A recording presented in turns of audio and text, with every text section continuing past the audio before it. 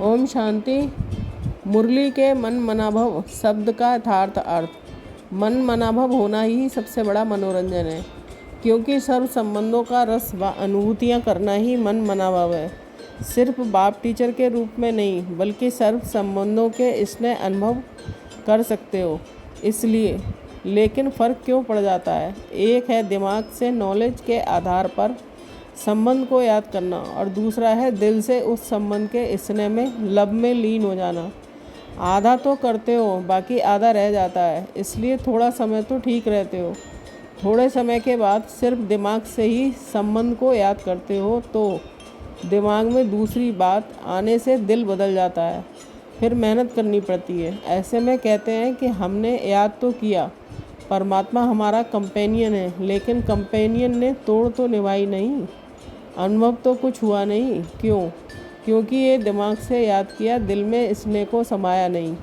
याद दिमाग से होती है तो निकलती भी जल्दी है, लेकिन दिल में समाई हुई याद को चाहे सारी दुनिया भी दिल में निकालना चाहे तो भी नहीं निकाल सकते। हर संबंध को स्नेह से, दिल से अनुभव करो। जिस समय जिस संबंध की आवश्यकता है, उसी प्रमाण दिल से याद करो। जैसे आवश्यकता है फ्रेंड की, और याद करो बाप के रूप में, तो मज़ा नहीं आएगा। स्नेह से जिस संबंध की अनुभूति चाहिए, उसे दिल से अनुभव करो तो मेहनत भी नहीं लगेगी, बोर भी नहीं होंगे, सदा मनोरंजन होता रहेगा। अब मेहनत से निकलो, अपने सामान को देखो। परमात्मा का कितना प्यार आप सबसे प्यार है, तब तो पत्र लिखते हैं, अर्थात मुरली में उत्तर भी देते हैं और याद प्यार भी देते हैं। अगर कोई क्वेश्चन उठता है, कोई समस्या सामने आती है, आप सोचते हो और सूक्ष्म वतन के कंप्यूटर में आ जाता है, तो मुरली से आपको रिस्पॉन्स मिलता है। बेहद के क्षेत्र में सबके क्वेश्चन का उत्तर होता है। सिर्फ दूसरे दिन ही मुरली को उस विधि से देखो कि जो मैंने सोचा उसका उत्तर क्या है।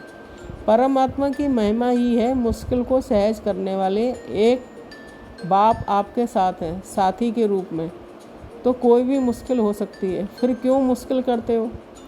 बाप स्वयं आकर करते हैं, ऑफ़र करते हैं, जिस समय जैसा संबंध चाहिए वैसे रूप में साथी बनाओ।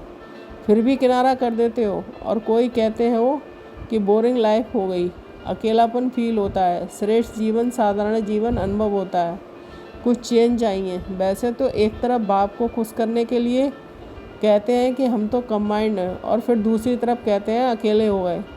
कंबाइंड कभी अकेला और बोर हो सकता है क्या? ज्ञान सागर को दिल से कंपेनियन नहीं बनाया है क्या? कितना भी गहरा काला बादल सूर्य की रोशनी को छिपाने वाला हो, लेकिन आपके पास ऑटोमेटिक डायरेक्ट परमात्मा लाइट का कनेक्शन है। सिर्फ चेक करो कि लाइन क्लियर है या कोई लीकेज है।